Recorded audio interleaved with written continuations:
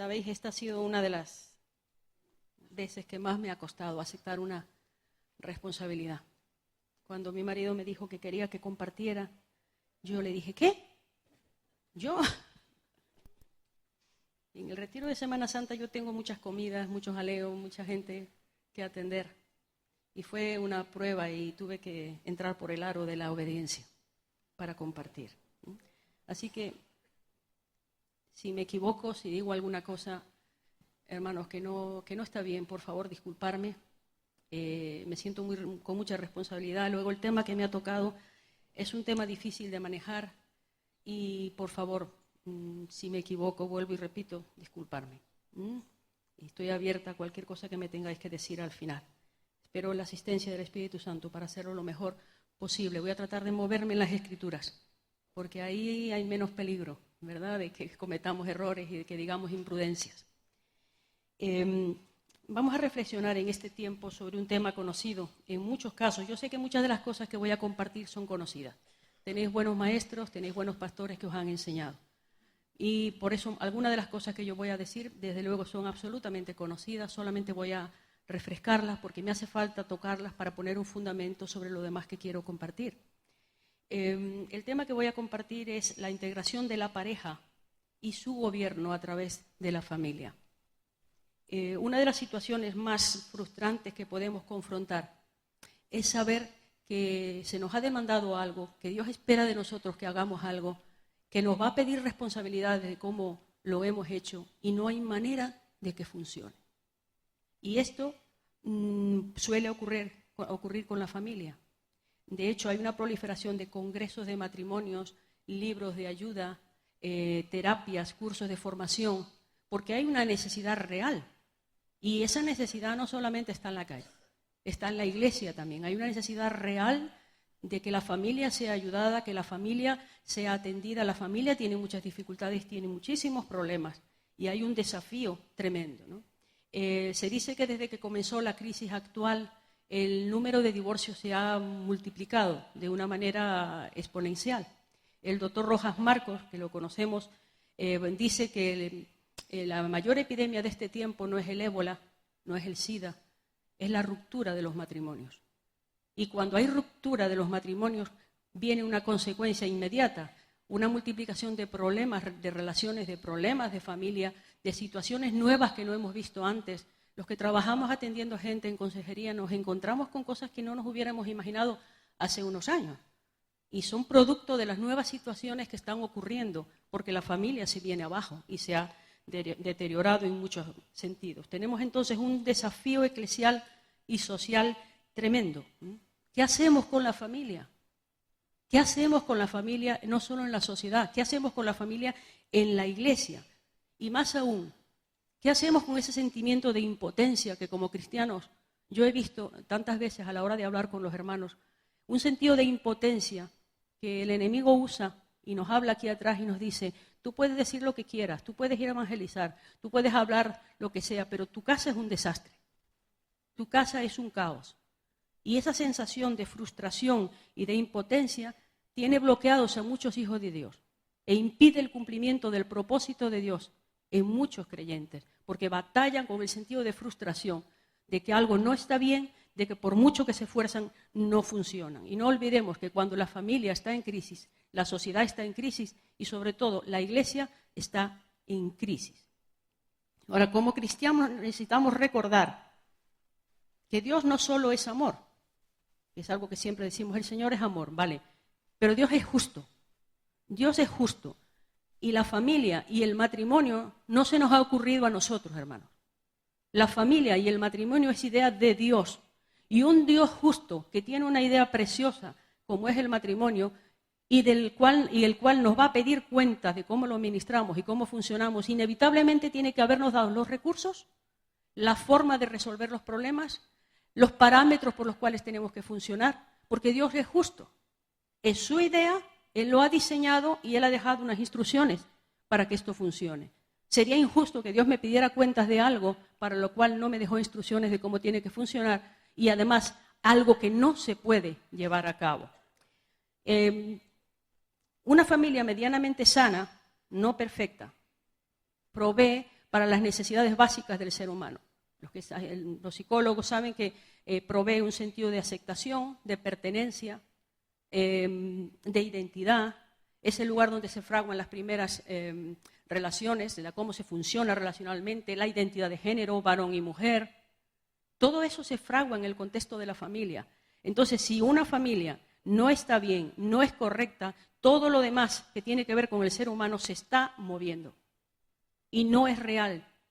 La sociedad nuestra inevitablemente está definida por el tipo de familias que desarrolla, pero nuestra sociedad ha minado los raíles, le ha puesto dinamita a las bases de la familia.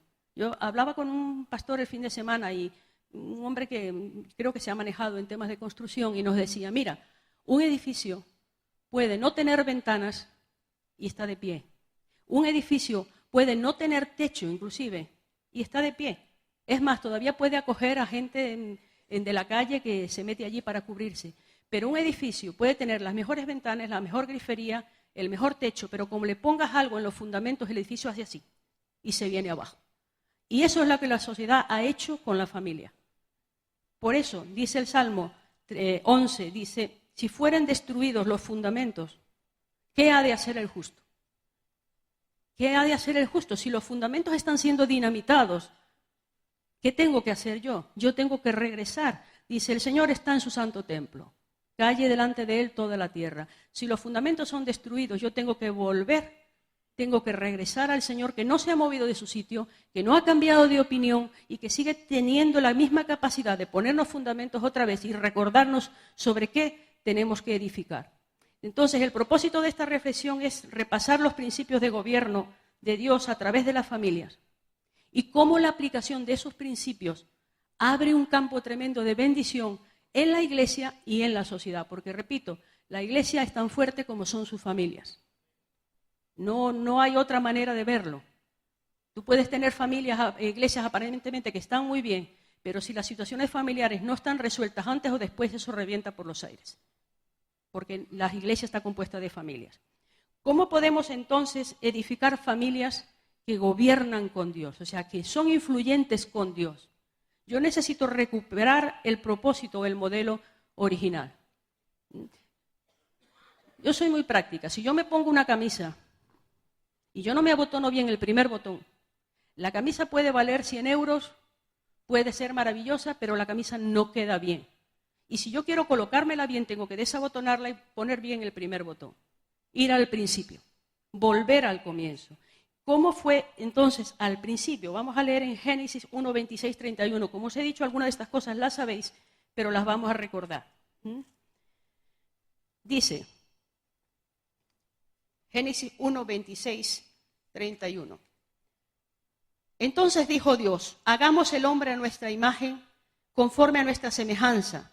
Señoree sobre los peces del mar, las aves de los cielos, las bestias, en toda la tierra, en todo animal que se arrastra sobre la tierra. Y creó Dios al hombre a su imagen. A imagen de Dios lo creó, varón y hembra los creó. Y los bendijo Dios y les dijo, fructificad y multiplicaos y llenad la tierra, sojuzgadla y señorear en los peces del mar, en las aves de los cielos, en todas las bestias que se mueven sobre la tierra. Dios le dio al ser humano, al principio, lo primero que Dios le dio fue capacidad de gobierno. Es lo primero que encontramos al tratar el primer ser humano, le dio capacidad de gobierno. El hombre tiene gobierno por diseño. Y esto parece, dejarme que ya avance, porque es muy importante. Como criatura de Dios, tú y yo estamos comisionados, estamos diseñados para afectar nuestro entorno. Porque hay algo que Dios ha puesto ahí. Él nos diseñó para que pudiésemos tener influencia en aquellos lugares, en aquellas instancias donde tenemos responsabilidad. En Génesis 1, 26 y 28 dice, hagamos al hombre, cuando habla hombre, la palabra original tiene la idea de ser humano. Ser humano. Dice, conforme a nuestra imagen y semejanza y señoree. Señoree. Ejerza dominio. Tenga poder. El Salmo 115, 16 dice que Él ha dado la tierra a los hijos de los hombres. ¿Para qué? Para cuidarla. Por ello somos responsables del cuidado de la tierra, más de lo que pensamos, más de lo que pensamos. La capacidad de gobierno, entonces, es intrínseca al ser humano, por nuestra naturaleza. El ser humano, cayó y se pervirtió, comenzó a mal usar esa capacidad, comenzó la historia de abusos que hemos visto. Y el daño que se produjo es tremendo. De hecho, en algunos contextos tú no puedes hablar de gobierno ni de autoridad porque la gente se eriza, porque han vivido situaciones terribles, han vivido abusos de poder, abusos de padres que han sido incorrectos, abusos en la iglesia, abusos en muchas áreas. Entonces, casi no se puede tocar la palabra gobierno, pero el ser humano ha sido diseñado.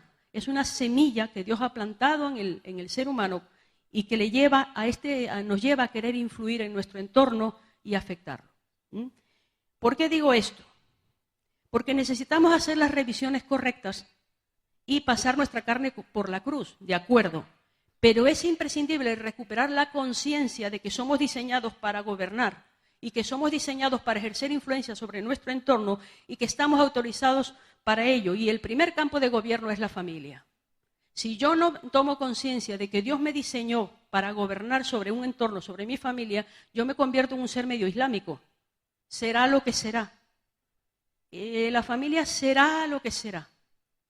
Pero si yo recuerdo que yo fui diseñado y tú fuiste diseñado para gobernar en el lugar donde Dios me va a pedir cuentas, significa que yo puedo afectar la situación, que yo puedo y soy responsable de que las cosas funcionen de determinada manera.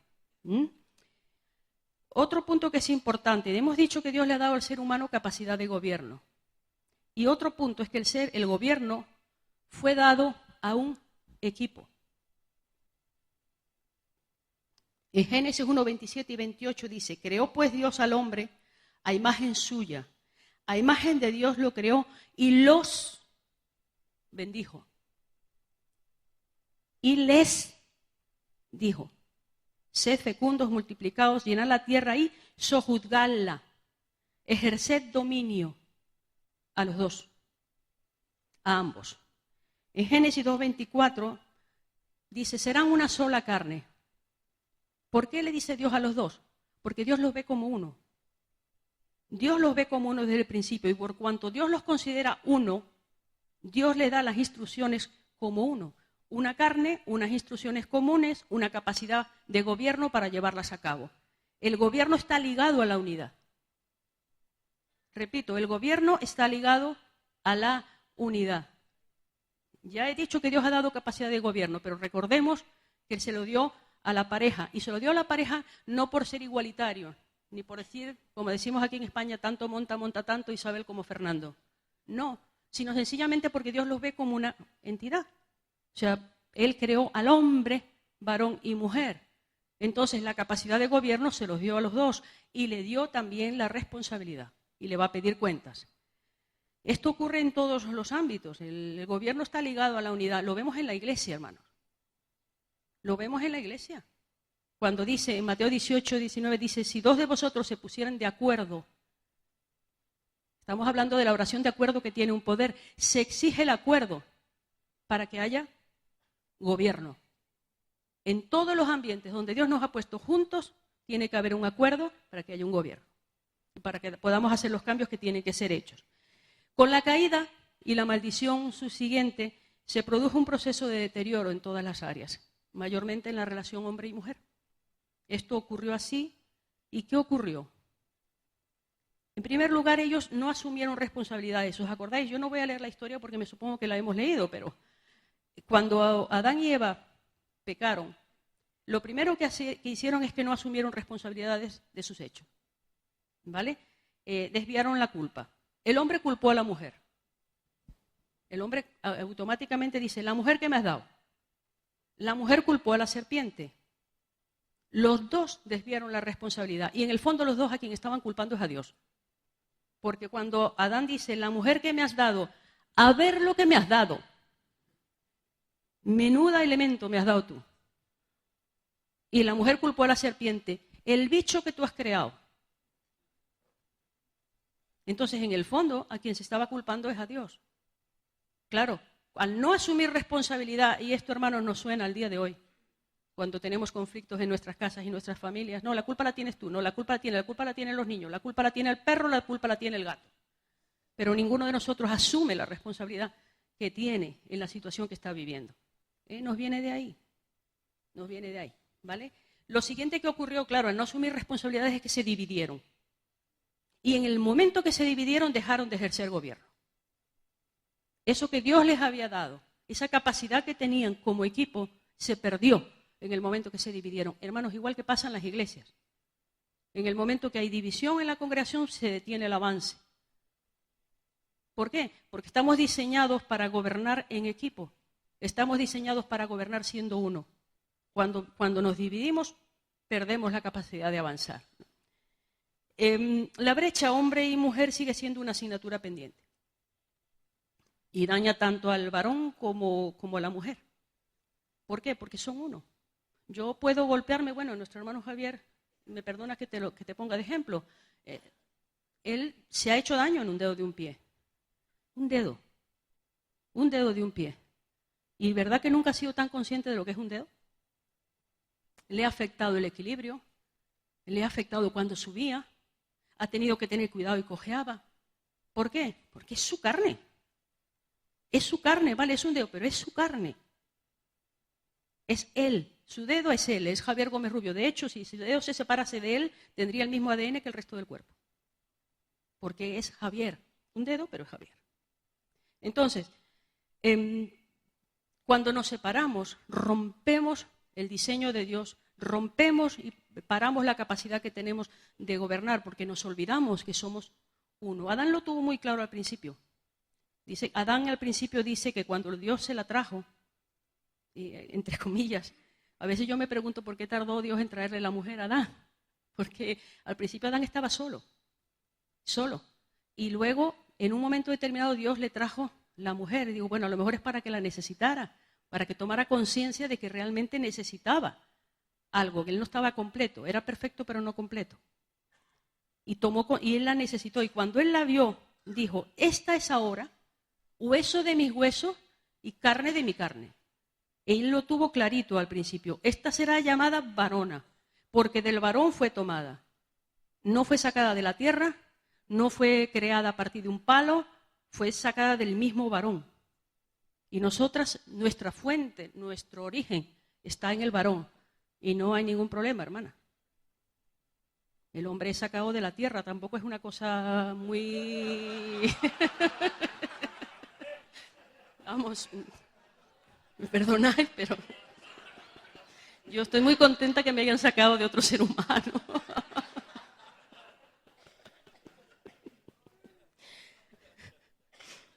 Entonces, ella fue tomada de él. Por eso se dice en Génesis 2:14, dejará al hombre a su padre y a su madre y se unirá a su mujer. O sea, será lo que es, uno.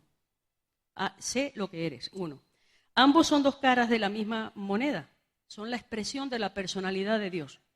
Y Dios se expresa como padre y como madre. Dios se expresa. Hay características de Dios que solo las puede expresar una mujer. Ese sentido que a veces tienes cuando Dios te abraza, cuando recibes un consuelo. Eso es más propio a veces de una madre. Y el sentido de seguridad que te da Dios, eso lo recibes de un padre. Entonces, son expresiones de la personalidad de Dios. Los dos. Por eso los dos tienen que estar juntos. Por eso los dos tienen que ser unos. Porque si no, la imagen de Dios se distorsiona. Cuando hay división entre el varón y la mujer en las casas, en las familias, o inclusive en comunidades, la imagen que damos de Dios es totalmente distorsionada. No es la imagen que tiene que ser. Esta verdad se odió. Y hombre y mujer se volvieron enemigos. Y en el proceso de deterioro se disparó. El hombre continuó culpando a la mujer durante siglos, manteniéndola lejos como un ser peligroso. La religión se encargó también mucho de esto. Y la mujer tomó partido, alejándose del hombre, desarrollando espíritu de manipulación para conseguir lo que quería, porque como estaba separada de su fuente, como no estaba pudiendo recibir de lo que era su origen, ella desarrolló alternativas para funcionar y para gobernar. Y se separó también del hombre. Y de ahí nos viene la manipulación, una manipulación para poder subsistir, pero una cosa terrible que nos hace muchísimo daño. Ahora, en el Nuevo Testamento, en el proceso de restauración, me bendice ver que Jesús, cuando le hacen preguntas capciosas, vemos el caso de los fariseos, ¿no? Cuando le preguntan, ¿se puede divorciar uno de la mujer por cualquier causa? Por ejemplo, en Mateo 19:6. El Señor no le contesta en el momento, le dice, ¿no habéis leído? Y se lo dice a los fariseos, que supuestamente eran los doctores, los que sabían un montón, los que eran muy listos. Le dice, ¿no habéis leído? ¿Qué? Que al principio. O sea, él no le contestó lo que ellos querían escuchar en aquel momento.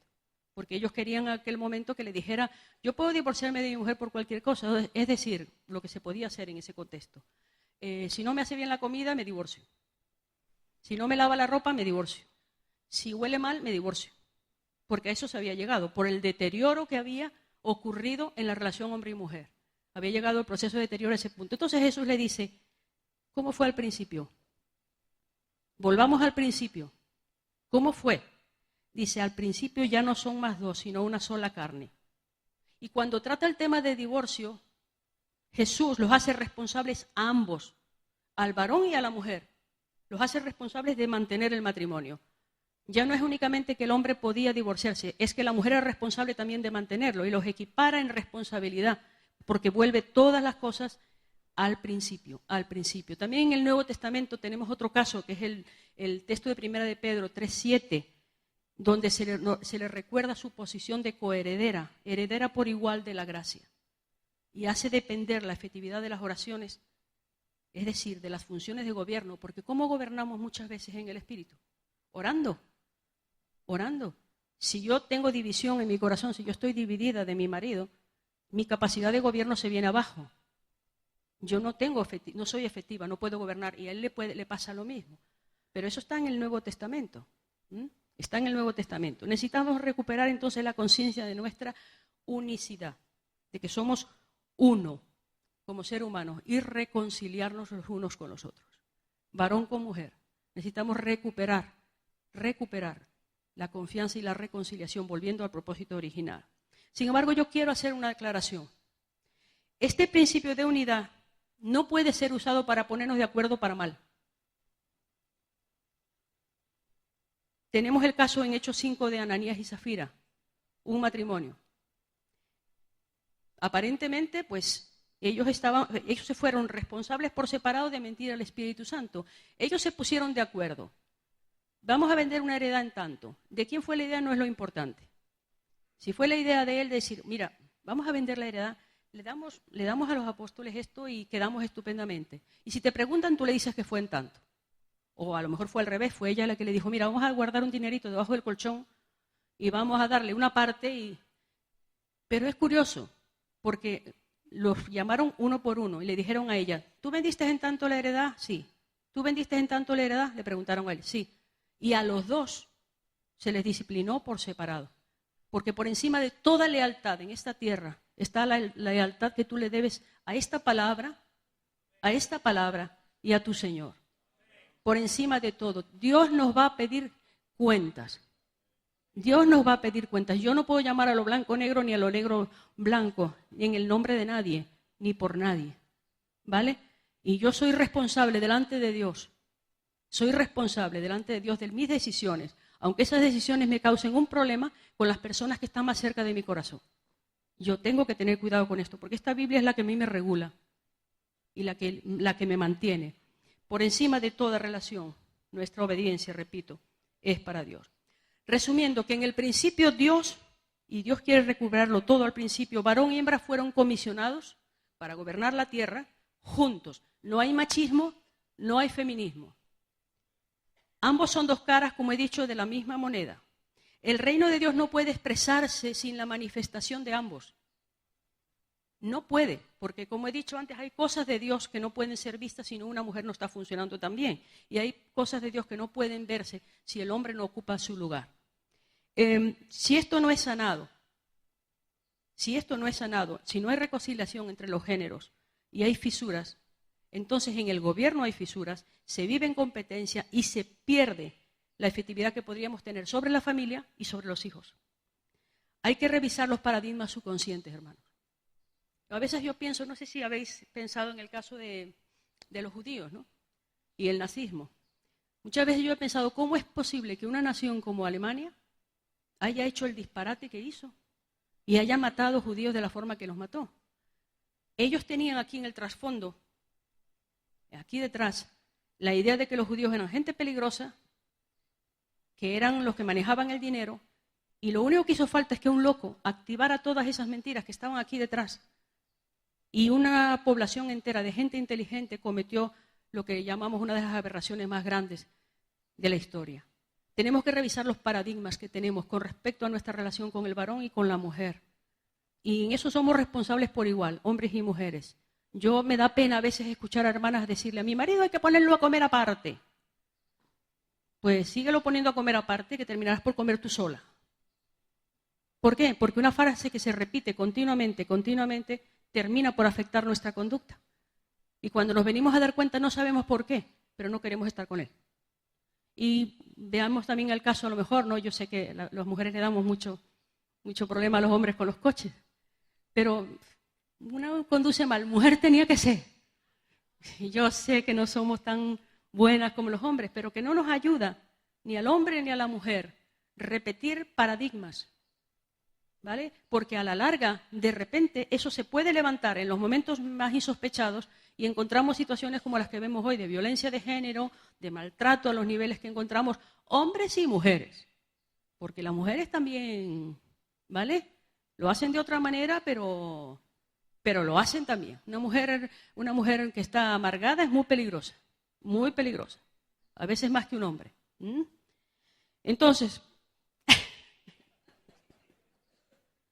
bueno, tengo que decirlo porque tenemos muchos hermanos aquí y tengo que decirlo. En fin, como en todo sistema de gobierno, quiero decirlo para que los varones respiren, hay una autoridad final. Porque el otro principio que vemos en Génesis es que en el modelo de familia original había orden. Había gobierno, el gobierno era de los dos, pero ojo, había orden. Y el orden estaba desde antes de la caída, ¿vale? En todo sistema para que funcione, sea en el ambiente que sea, tiene que haber algún tipo de orden. Un organismo para que funcione tiene que establecerse algún sistema, ¿no? Si no queremos el sistema de Dios, lo vamos a crear nosotros. Y eso es lo que le ha pasado a esta sociedad. Tenemos varios tipos de gobierno, varios sistemas de gobierno. Uno de ellos es el patriarcado, ¿vale? Porque la gente se ha alejado del patrón de Dios, entonces ha creado otros patrones, porque si no, no pueden funcionar. Entonces, el patriarcado. El marido es la cabeza de la familia, pero ejerce un control sin contrapeso, sin ningún contrapeso. Y las mujeres y los hijos viven en un estado de temor y de servidumbre. Eso es el patriarcado.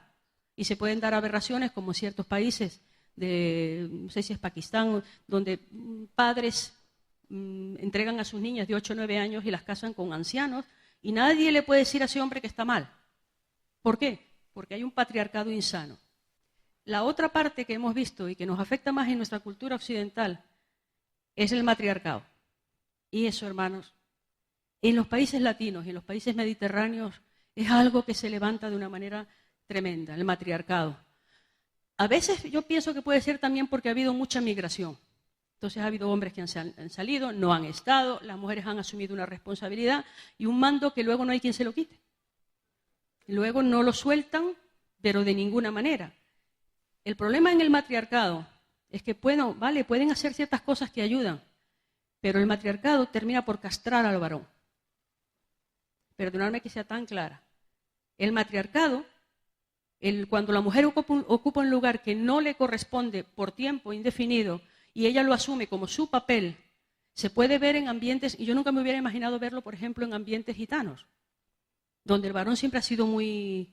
Sin embargo, en los últimos tiempos vemos un avance del tema del matriarcado. ¿Ves las matriarcas que allí cortan el bacalao? Lo vemos en otros ambientes también. Entonces, una situación de este tipo, donde el matriarcado es lo que impera, castra al varón. Y produce hijos con problemas de identidad muy, muy graves. Muy graves. Hay varones que no saben muy bien cuál es su papel y su función, porque lo único que han visto es una madre que lo arregla todo, que lo maneja todo, que le manda al hombre a sentarse, que le pone la comida, que le dice cuándo se acuesta y cuándo se levanta. Y bueno, yo sé que hay algunos hombres que, se sienten cómodos así, pero eso no es el diseño de Dios. Y eso hace un daño tremendo a la familia. Eso hace un daño tremendo a la familia. Otro tipo de gobierno que se levanta cuando no tenemos el gobierno de Dios, yo le he llamado el filiarcado. Y eso está muy de moda en estos tiempos. O sea, los que mandan son los hijos. El que manda es el niño, el que manda es el hijo. El dinero se invierte como el hijo quiere. Las vacaciones se toman cuando el niño quiere. Se come cuando el niño quiere. Y si el niño se pone enfadado, todo el mundo se pone firme. O sea, el hombre no pinta nada, la madre no pinta nada, y llegamos a extremos que algunos que trabajáis con temas de tipo social sabéis donde los hijos golpean a los padres. Es otra forma de gobierno alternativo que se crea cuando el gobierno de Dios no está. Por eso necesitamos volver al gobierno de Dios, ¿no? Y recordar lo que decía antes. El orden que vemos al principio es primeramente creacional. Adán fue creado primero y después Eva. Yo tengo 2 hijos, uno nació antes que el otro. Ninguno es mejor que el otro, uno nació primero. Y el orden que vemos aquí fue creacional. Aunque la mujer no hubiera caído, el orden existía. Porque es un orden de creación. A veces tenemos la idea de que la mujer, no, el orden de que la mujer se sujete es porque la mujer las ha hecho muy gordas. También. Pero eso no fue la razón al principio. ¿Por qué digo esto? Para que no le tengamos miedo al orden. Porque el orden fue creacional, no fue consecuencia de la caída en ese sentido. Adán fue creado primero. Y además creado, como dije antes, de una manera totalmente diferente. El varón no procede de la mujer. Eso es lo que dice mi Biblia. Sino que la mujer procede del varón. Se encontró entonces, como he dicho, que Adán no era perfecto, pero no completo. Y entonces Dios diseñó la mujer con la función de ayuda. Y es importante verlo porque la función básica de la mujer con respecto al hombre, dado por sentado que no fue creada como un ser de segunda categoría y dado por sentado que tiene gobierno con el hombre, su función era una función de ayuda. Porque así la creó Dios. La función básica de una mujer con relación al varón y al esposo es ayudarle. Y la mujer soltera, hermanas, digo, pueden realizar también esa función en la congregación. Hay unas tremendas capacidades que tenemos las mujeres que los varones necesitan, pero no solamente lo necesita el marido, lo necesitan las congregaciones. Una labor de ayuda extraordinaria. De hecho, la mayoría de los trabajos de tipo social, de tipo de ayuda en lo natural, lo suelen realizar mujeres, porque hay unas habilidades en ella que están diseñadas para que sean lo que suple a lo que la iglesia necesita. Y hermanas, no hay ningún menoscabo en eso. Si Dios nos ha diseñado para hacer una ayuda, yo quiero darte un texto que para mí fue muy liberador. Cuando tú te sientes mal y estás apurado realmente con un problema, ¿tú qué dices? A ver, alguien que me lo diga. Cuando tienes un lío muy grande, dices, ¡ay! ¿Qué dices? ¿Y a quién se la pedimos? ¡Dios mío, ayúdame! ¿Quién ayuda? ¿Quién es nuestro ayudador? Y yo me voy a poner mal porque yo realice una función similar a la que mi Padre Celestial realiza. Y yo me voy a sentir menos, hermana, tú te vas a sentir menos porque tú hagas lo que tú esperas que Dios haga contigo. Nosotros clamamos a Dios pidiendo ayuda. Dice en Romanos 8:26, de igual manera el Espíritu nos ayuda. Son funciones que realiza Dios, la función de ayuda. Yo no me tengo que sentir mal porque Dios me llame a hacer una ayuda, porque eso es algo que Dios hace. Y yo me identifico con esa faceta del carácter de Dios. Eso no lo hace el diablo. Eso lo hace Dios. Y a mí me ha llamado a participar de esa capacidad que Él tiene, de ayuda. Tener cuidado de no permitir que la mentalidad de este siglo nos lleve a menospreciar la función que Dios nos dio. Tenemos que tener mucho cuidado. Ampliando este punto, es cierto que el orden se incrementó por la caída. El orden, hermana, se incrementó por la caída. ¿Por qué? Dice 1 Timoteo 2:14, Adán no fue engañado, sino la mujer siendo engañada incurrió en transgresión. Entonces el orden que había, que era creacional, que hubiera existido de cualquier manera, se ha incrementado por la caída.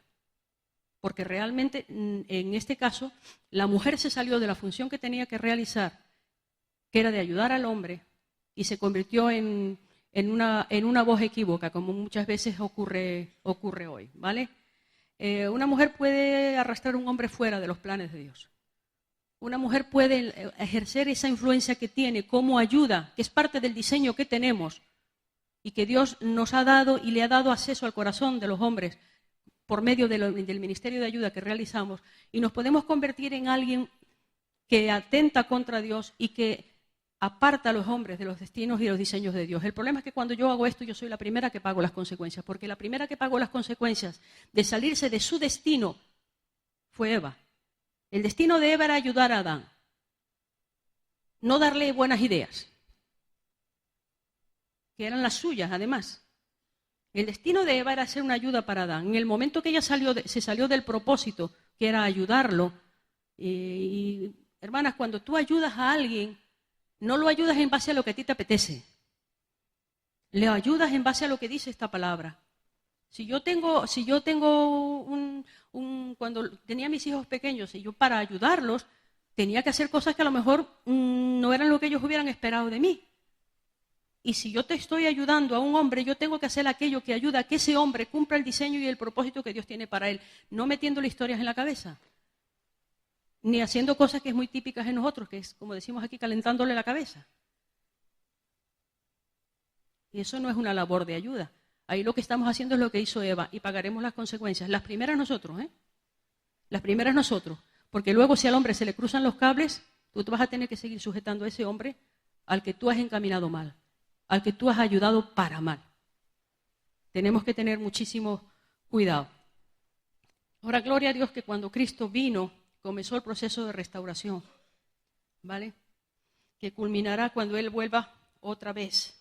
Dice 1 Corintios 11 que en el Señor ni el varón es sin la mujer, ni la mujer es sin el varón. Se vuelve al principio. Se vuelve al principio. Estamos paulatinamente regresando al principio. El Señor nos ha recuperado la dignidad a las mujeres. Después de la caída, a las hijas de Dios nos está recuperando un sentido de dignidad tremendo. Igual que el hombre, en medio de la caída que él ha tenido, Dios le está ayudando a recuperar el control de la tierra en ciertas cosas, y un hijo de Dios puede ganarse el pan, no con el sudor de su frente, sino con bendición de Dios. La mujer también está recuperando un sentido grande de dignidad. El orden no tiene que ver con superioridad. No tiene necesariamente que ver con superioridad ni con valor, tiene que ver con función. Función. Y esto no nos debería extrañar. Jesús dice, yo y el Padre somos uno. Y al mismo tiempo dice, mi Padre es mayor que yo. Iguales en dignidad, diferentes en función. Iguales en dignidad, diferentes en función. Se ve también en una iglesia sana. Los varones de una congregación no realizan todas las mismas funciones, sin embargo son todos igual de dignos. Son todos igual de dignos. Nosotros tenemos que aprender a funcionar en la dignidad que Dios nos ha dado y en el orden que Dios nos ha establecido. Entonces, ¿qué podemos resumir? Que en el principio, Dios quiere volver todas las cosas al principio. Varón y hembra fueron comisionados para gobernar su entorno juntos y en orden. Ahora, ¿cómo podemos gobernar hoy? Y esto tiene muchos matices, pero voy a ceñirme 2 puntos. Yo necesito recuperar la preeminencia de la palabra en mi vida. Se ha estado diciendo mucho ayer y la importancia de recuperar la preeminencia de la palabra. Vivimos en un mundo que nos bombardea continuamente con mentiras. Y cuando nos venimos a dar cuenta estamos pensando exactamente igual que la gente del mundo. Cuando nos venimos a acordar, pensamos lo mismo, sentimos lo mismo, aplicamos los mismos parámetros. Yo necesito volver a esta Biblia, continuamente. Zacarías 3:7 dice, así dice Jehová de los ejércitos, si anduvieres por mis caminos, si guardares mis ordenanzas, también tú gobernarás mi casa. El gobierno no es al margen de las Escrituras. El gobierno no es al margen. Yo no puedo gobernar como a mí me da la gana. Y esto se aplica en todos los ambientes donde yo tengo autoridad. La palabra es la que delimita mis funciones. La palabra de Dios me delimita mis funciones. Yo no puedo coger a un grupo a mis hijos y gobernarlos como yo quiero. Esto me dice hasta dónde puedo ir y hasta dónde no. La palabra me limita. Pero claro, yo tengo que volver a esta Biblia para saber lo que dice. Si no, puedo acabar en una secta o en una cosa rarísima. Cada etapa de la vida también requiere una medida de gracia y fe. Y yo necesito estar en esta Biblia continuamente para recibir la fe que tengo, que necesito para casarme. Yo necesité una medida de fe, para tener hijos otra. Para la edad que tengo ahora necesito otra medida de fe. Y yo necesito venir aquí continuamente. No me vale la fe de ayer. La palabra tiene que recuperar la preeminencia, porque la formación de la familia es una empresa de fe. Es una empresa de fe, porque todo alrededor atenta contra ella. Oseas 4:6 dice, mi pueblo fue destruido porque le faltó conocimiento. Dice, por cuanto desechaste el conocimiento, yo te echaré de sacerdocio. Y porque olvidaste la ley de tu Dios, yo me olvidaré de tus hijos. Esto es tremendo. Mi pueblo fue destruido porque le faltó conocimiento. Muchas veces decimos, pero ¿esto cómo ha pasado? ¿Cuánto de las escrituras se han aplicado en tu vida, en tu familia? ¿Cuánto se está aplicando? Fue destruido porque le faltó conocimiento, que nunca sean pronunciadas estas palabras sobre nuestras vidas. Otra manera que yo puedo gobernar es recuperando el sacerdocio personal y familiar. O sea, vamos a decirlo en palabras muy sencillas, recuperando la vida cristiana. Recuperando la vida cristiana, porque a veces decimos el sacerdocio y estamos pensando en alguien así, recuperando la vivencia, mi vida cristiana. ¿Qué hace un sacerdote o qué hacía un sacerdote? Ministra, sirve a Dios, llevaba al pueblo delante de Dios, traía a Dios delante del pueblo. Si yo quiero gobernar con Dios, yo tengo que recuperar el espíritu sacerdotal en mi propia casa, en mi propia familia, en el ambiente donde estoy. Tengo que recuperar un espíritu sacerdotal. El altar tiene que estar permanentemente levantado en la vida y en la casa. Hay dos ejemplos de hombres que funcionaron de manera sacerdotal y no solemos hablar de ellos. Uno de ellos es Job. Dice la palabra en Job 1:5 que sucedía que cuando los días del banquete habían pasado, Job enviaba a buscarlos a sus hijos. Los santificaba, levantándose temprano, ofrecía holocaustos conforme al número de todos ellos, porque decía Job, quizás mis hijos hayan pecado, quizás, y maldecido a Dios en sus corazones. Y así hacía Job siempre. Job era un intercesor de su casa, y mientras pudo, él los protegió. No hay ninguna seguridad que estos hijos fueran justos, porque de hecho cuando vino el enemigo, ellos fueron barridos. O sea, pero Job hizo su trabajo. Él presentaba a sus hijos delante de Dios. Y yo sé que aquí hay personas que llevan años orando por sus hijos y luchando por sus familias. Y tienes que continuar, hermano. Tienes que continuar. La responsabilidad es de ellos, pero tú los presentas delante de Dios y los sigues trayendo. Y Dios hará lo que tenga que hacer con ellos y Dios en justicia operará como tiene que operar. Pero Job traía a sus hijos delante de Dios. Unos hijos que él no pudo salvar. Pero es curioso. Al final dice que Dios le dio hijos, otros hijos. Dios le dio otros hijos. Y Dios te puede dar hijos espirituales si la gente de tu propia familia no te quiere escuchar. Otro caso es el caso de Noé. También fue un sacerdote.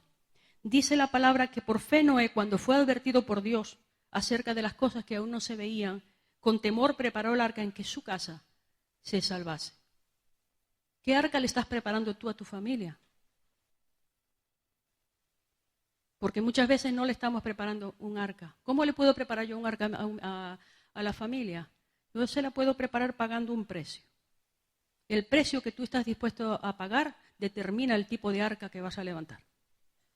Él dice que construyó un arca y pagó el precio de las burlas, de las cosas que la gente le decía, del dinero que invirtió en algo que parecía que no tenía sentido ninguno. Él preparó un arca para unos hijos que probablemente no eran ni seguidores de Dios.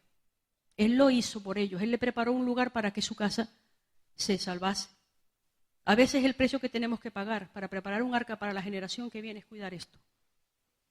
Cuidar la boca. Porque es muy fácil en los ambientes familiares desahogarnos. Y bueno, ya sabemos que aquí no somos perfectos, ¿vale? Ya sabemos que la iglesia no es perfecta, ya sabemos que los hermanitos no son perfectos, que esto es un gran hospital con muchas plantas, unos están en la UCI, otros están a punto de que se les dé el alta, otros están en un rincón y otros están a punto de salir para el tanatorio, ¿vale? Ya sabemos, y cuando eso ocurre, pues nos pisamos los pies, metemos la pata Y tú puedes escoger lo que haces, tú puedes escoger si gobiernas sobre tu boca y cuando ves cosas que no están bien, tú a tus hijos no le dices, todo el mundo es igual, eso es un desastre, tú esto, tú la iglesia no sé cuánto, aquel tal, el otro tal, y le ves los fallos a todo el mundo. Y tú le estás sembrando, le estás construyendo a tus hijos una casa equivocada. Cuando tus hijos luego tengan problemas, no tienen casa. No tienen casa, no saben a dónde ir, porque tú le has minado la fe. Tú le has minado la fe. Luego dices, ¿y mi hijo por qué no pide ayuda? Porque ¿cómo va a pedir ayuda? ¿A quién le va a pedir ayuda si tú le has estado sembrando que nadie es de fiar? Entonces, ¿qué casa le estás construyendo tú a tus hijos? Aunque tengas problemas, ten cuidado en el lugar donde tú tienes gobierno, ¿qué casa construyes? Porque estamos construyendo para la siguiente generación. Y hay un precio que se paga, y Noé lo pagó. Él pagó un precio, págalo tú también. Ten cuidado, cuida tu boca. Otra forma que tenemos de gobernar es recuperando un espíritu de guerra. Y me bendice ver que Dios va hablándonos a unos y a otros sobre este tema. Y no vamos a pararnos a leerlo, pero tenemos el caso de Nehemías cuando reconstruyó los muros. ¿Vale? Que en un momento determinado él había críticas, había menosprecio, había de todo, pero él dice que puso al pueblo por familias y les dijo, escúchame, pelea por tu mujer, pelea por tus hijos, pelea por los tuyos. El muro era para todos, pero Nehemías personalizó el desafío. Dijo, sí, estamos construyendo un muro, estamos resistiendo la obra de las tinieblas, pero escúchame, pelea por los tuyos. Es que cuando tú te pones de frente a las obras de las tinieblas, tú estás defendiendo tu propia familia. Entonces, pelea por tus hijos, pelea por tu familia. Dice que se plantó, Nehemías se plantó y empezó a clamar a Dios. Y fue cuando le dijo al pueblo, pelea, abre los ojos, hermano, no pactes con el enemigo. No pactes con el enemigo, se nos olvida que estamos en una etapa de guerra. Se nos olvida que vivimos en una guerra. No pactes con el enemigo, no bajes el listón, no caigas en la tentación de que, bueno, si hago esto, hago lo otro, pues mis hijos se van a ir. No pactes con el enemigo. Mantén un espíritu de guerra en medio de la situación que estás viviendo. Y tú dices, sí, pero yo estoy harto de pelear. Y he perdido a he perdido a mi marido, escúchame, no has perdido la guerra. Levántate otra vez y pelea. Porque estamos en guerra y lo vamos a estar hasta el final. Y la gente que conquista es la gente que abre los ojos y no pacta con el enemigo. Tú puedes decir, vale, mi casa no es la idónea, mi familia no está perfecta, pero yo no me muevo. Yo no pacto con el enemigo. No digo que está bien lo que está mal. No acepto lo que, bueno, es que en otros lugares se hace así, vale, pero ¿a ti qué te dijo Dios? ¿A ti qué te dijo Dios? No pactes, no bajes los listones. Porque en el momento que tú bajas los listones, tú pierdes la guerra. Para terminar, 2 familias que gobernaron bien. Y yo sé que he corrido y he dado mucha información. 2 familias que gobernaron bien. Una de ellas, Aquila y Priscila. Y yo digo que esa es una familia, entre comillas, normal. Un matrimonio normal. Era un matrimonio que había huido de una persecución, era un matrimonio que hacía tiendas, que se conectó con el apóstol Pablo por el trabajo que hacía, y fueron gente que terminó siendo de ayuda para el apóstol de una manera muy, muy espectacular. ¿Qué características vemos en este matrimonio que funcionó bien? En primer lugar, funcionaron como equipo. Aquila y Priscila funcionaban como equipo. Si vosotros veis los textos en 1 Corintios 16, Romanos 16, en varios casos, a veces se intercambian los nombres de los dos. Primero siempre están juntos. Aquila, Priscila, Priscila y Aquila. Aquila y Priscila, Priscila y Aquila. Ellos funcionaron siempre como equipo. Y luego no tenían problemas de competencia, porque en determinados momentos, lo que he dicho, uno se ponía primero y el otro se ponía después. Me supongo que por el trabajo que habían hecho. Es lo mismo que si hoy entramos por aquí por la puerta y a la primera que me ven es a mí, dice, hemos estado con José Luis y María Dolores, o hemos estado con María Dolores y José Luis. ¿Por qué? Porque primera persona que han visto. No hay problema, se ha funcionado bien. Otra cosa que tuvieron es que ellos valoraban a los ministerios. Yo estaba asombrada. Fueron gente que se fue detrás de Pablo. Cuando Pablo se fue de Corinto, se fueron para Éfeso. Cuando Pablo se fue de Éfeso, ellos estaban moviéndose con los ministerios. Era un matrimonio que se pegó a los ministerios, valoraba a los ministerios y estaba pegado a ellos. Y les fue bien. No sufrió su matrimonio por causa de eso. Fueron gente que estuvieron funcionando bajo autoridad. Y Pablo les pudo llamar sus colaboradores. Fueron gente que hizo discípulos. Es decir, hermanos, que no vivían para sí. ¿Vale? Es muy triste a veces cuando la gente se casa que ves que de repente desaparecen de todo y dices, estamos construyendo la familia. No, tú estás construyendo un monstruo. ¿Vale? Yo sé que hay momentos para estar solos y para arreglar cosas y que podamos hablar de nuestras cosas solos. Eso yo lo doy por sentado. Pero ellos tenían un espíritu amplio, un espíritu abierto. De hecho, abrieron su casa para que la gente se reuniera allí. Dice que le manda saludos Pablo, dice, a la iglesia que está en su casa. Y tuvieron capacidad de discipular a otros. O sea, incluyeron gente necesitada en el contexto de su familia. Fueron una gente que gobernó con Dios. ¿Por qué? Porque al final de sus días tenían una vida efectiva, se les llamaba colaboradores del apóstol Pablo, fueron gente que gobernaron bien. El otro caso, y esto lo quería comentar por las hermanos y hermanas que tienen matrimonios atípicos o familias atípicas, donde falta el marido, falta la mujer. Uno de ellos es creyente, el otro no. También podemos gobernar con Dios. Y aquí hay varios casos así. También podemos hacer el trabajo bien y ser de influencia. Y hay algunos casos entre nosotros que son un testimonio vivo de esto. Y vemos el caso de Timoteo, que se ha mencionado varias veces estos días, ¿no? Timoteo tenía todas las papeletas para ser un hombre lleno de problemas. Porque Timoteo era un muchacho, hijo de una madre judía y un padre griego. En una cultura donde la mujer no tenía mucho que decir. El padre de Timoteo era un hombre intelectualmente probablemente muy capaz, probablemente. Sin embargo, no es un hombre presente en la vida de Timoteo. Quienes se ven presentes en la vida de Timoteo son su abuela y su madre. Él no. No sabemos si es que había muerto, si es que no quería saber de él, no lo sabemos. Lo cierto es que la figura del padre de Timoteo no está presente. Están presentes la madre y la abuela, o sea, criado por dos mujeres. Este muchacho, como digo, tenía todos los papeles para ser un chico lleno de problemas, sin saber relacionarse con varones, pegado a las faldas de mamá. Sin embargo, yo no sé qué trabajo hicieron estas mujeres tan tremendo con este muchacho y me dice que sí se puede hacer, sí se puede gobernar, aunque falte aunque el matrimonio no sea normal. Estas mujeres gobernaron bien su situación. En primer lugar, dice que le enseñaron las escrituras desde la niñez. Segunda de Timoteo 3:15 dice que desde la niñez tú has sabido las Sagradas Escrituras. O sea, a ti te faltará tu padre, tú estarás solo, tendrás ausencia de figura masculina, pero tú te vas a tragar las Escrituras. Ellas le enseñaron las Escrituras desde la niñez. La otra cosa que ellas le enseñaron es a funcionar bajo autoridad a este muchacho. Y lo comentaba nuestro hermano Javier el otro día. Yo no me explico cómo ese muchacho se dejó circuncidar. Vamos a ver, le faltaba a su padre, no se había acostumbrado a funcionar bajo autoridad. Y luego viene una figura de autoridad ministerial y le dice algo tan tremendo como, si quieres venir conmigo te vas a circuncidar. Pero bueno, ¿por qué? Él podía haber dicho, bueno, ni hablar. Vamos, hombre, este hombre está loco.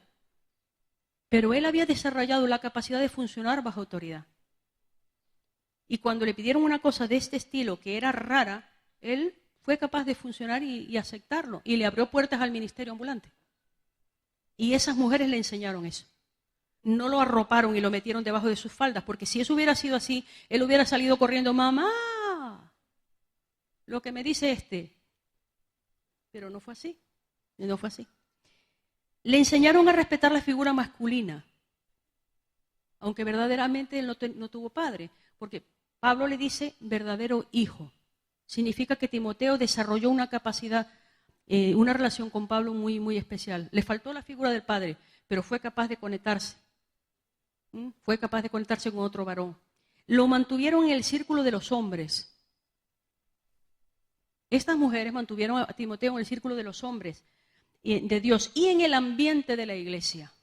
No derivaron toda su necesidad, mi niño, me dijo que mi niño. No, ellas lo mantuvieron en el ambiente de la iglesia. ¿Por qué lo digo? Porque cuando se da testimonio de él, dice que hablaban bien de él los hermanos. Era un muchacho conocido por su buen testimonio, por los hermanos. Esas mujeres lo metieron con otros hombres, lo dejaron estar con hombres de Dios. Le enseñaron una fe no fingida. O sea, fueron mujeres que lo que vivían es lo que creían. En fin, en conclusión, una familia no tiene que ser perfecta para que haya conquista. Solo es necesario que aquellos que tienen luz en ese contexto de la familia vivan el reino. Si queremos avanzar en gobierno e influencia, necesitamos recuperar el diseño original, hacer las revisiones necesarias que tenemos que hacer, recuperar la unidad, recuperar el orden, sumergirnos en las Escrituras, vivir vidas auténticas de fe, desarrollar un espíritu de guerra, de acuerdo, para que los planes y el destino de Dios se cumplan entre nosotros. ¿Sabes? Cuando estábamos en la alabanza había algo que me venía. Es que el diablo nos ha querido robar la capacidad de soñar. El diablo ha querido robarnos, unos en una área y en otros en otra, la capacidad de soñar. Sin embargo, cuando el Espíritu de Dios viene, una de las cosas que se activa son los sueños. Una de las primeras cosas que se activa es la capacidad de soñar. Cuando vino el día de Pentecostés, dice, repitiendo la profecía de Joel, vuestros ancianos soñarán sueños. ¿Quiénes iban a soñar sueños? Los más débiles. Los que no tenían capacidad para hacerlo ya. No dice que los jóvenes soñarían sueños, porque los jóvenes ya sueñan. Pero soñarían sueños los que no tenían habilidad, los que ya no tenían capacidad, los que sentían que habían llegado al final del camino. Entonces, cuando nosotros venimos a la palabra de Dios y nos sumergimos en esta palabra, necesitamos creerle a Dios que Él puede activar los sueños en nosotros otra vez. Y como familias, hermanos, como familias, Dios no juega contigo ni conmigo. Dios no ha tenido una idea tan extraordinaria como es la familia y el matrimonio para dejarnos a la deriva. No permitas que el diablo te robe tus sueños. No permitas que el diablo te quite la capacidad de soñar. Porque cuando el Espíritu de Dios viene, los sueños se activan y la esperanza se activa otra vez. Porque esta palabra sigue teniendo poder. Y estos principios funcionan. Si volvemos a poner los raíles donde tienen que estar puestos, la capacidad de soñar se activa y yo puedo esperar lo mejor de Dios. Otra vez y otra vez y otra vez. Y cada vez que el Espíritu de Dios desciende y cada vez que el Espíritu de Dios viene, se vuelve a activar lo mismo. Yo puedo volver a creer, yo puedo volver a soñar, yo puedo volver a esperar que Dios puede hacerlo. ¿Por qué no? ¿Por qué? ¿Por qué tengo que dejar de soñar? ¿Por qué tengo que creerle la mentira al diablo? ¿Por qué? ¿Por qué? Si una de las señales del mover del Espíritu es recuperar los sueños. Recuperar los sueños. Y en esta mañana yo quiero terminar esta palabra con esta idea que tenía desde el principio. No permites que el diablo te robe los sueños. Pon tu vida en orden, sujétate a la palabra, pero escúchame, pide a Dios que el Espíritu Santo venga sobre tu vida otra vez y recupera la capacidad de soñar. Porque esta idea del matrimonio es idea de Dios. Dios no juega con nosotros, Dios es un Dios bueno y justo y Él nos va a dar los recursos para salir adelante. Recupera en Dios la capacidad de soñar. Que Dios bendiga.